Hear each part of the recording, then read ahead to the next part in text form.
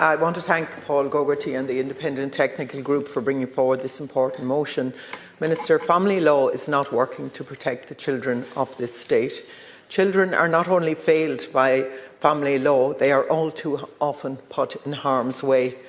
And that means that the state is facilitating harm to children. The system is massively skewed against women and children, but I acknowledge that it impacts men as well. It ignores domestic violence, it threats to kill and forces children to continuously meet those who have already abused them. I have case after case after case, Minister, where this is happening, and this has happened for years. I'm glad that you're the Minister who I believe is facing up to this, but we need to do this much quicker than it's been done, and it really says an awful lot for the ministers that have come before you. The expert making these decisions work without oversight and without accountability.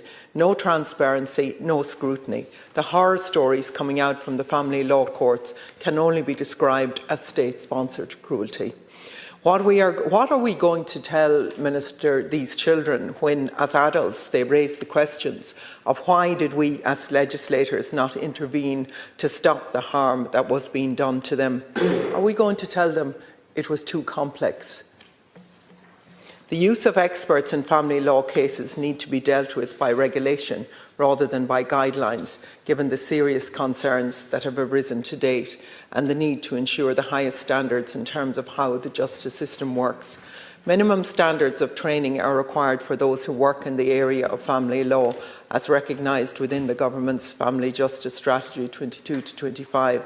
It's now 2026 and such standards are overdue to be introduced across all professionals, including legal professionals and civil and public servants operating in this area. Minister, I do acknowledge your intent, but the lack of transparency is striking. By excluding the public and limiting reporting with the in-camera room, we have created a system that operates largely out of sight. Justice, as we know, must not only be done, but it must be seen to be done. Thank you for watching. Please like and share.